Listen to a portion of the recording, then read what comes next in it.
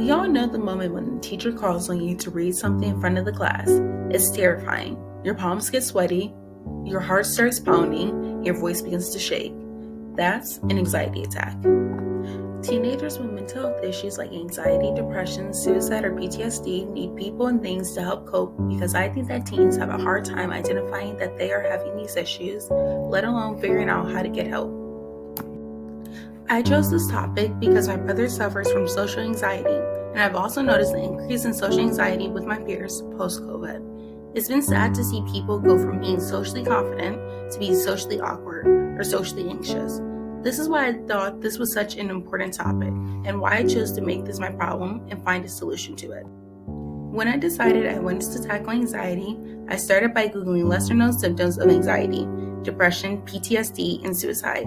After I made a list of 5 for each issue, I then made a survey and sent it to each grade level to find out what symptoms they knew were related to certain problems.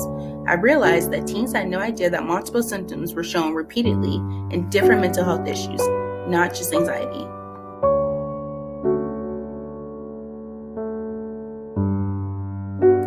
After getting the results back from my survey, I wanted to figure out why teenagers don't feel comfortable asking adults for help. And I realized from my own personal experience it's because either adults ask too many questions or teenagers feel like they're being interrogated. And sometimes teenagers feel like adults won't be able to relate to them. So why ask? After figuring out why teenagers do not like going to adults for help, I decided to make an ecosystem map. An ecosystem map is where you use the current used methods for a problem and you test them and see what are the cons to it. With anxiety, the current use methods are taking deep breaths, calm puzzles, weighted blankets, or essential oil diffusers. The cons with deep breathing is when you have an anxiety attack and you try to deep breathe, it can cause a panic attack, and too many deep breaths can cause you to hyperventilate. The cons to calm puzzles are if you're struggling to figure out a piece to a puzzle, that may cause you more anxiety. With weighted blankets, some people are claustrophobic.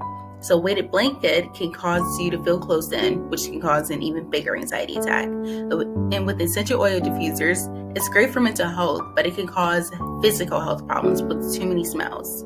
I've been working on making an anxiety bracelet for teenagers, so when they're either having a panic attack, anxiety attack, or just stressed out in a moment, they'll be able to stretch it out, just like this, like a rubber band.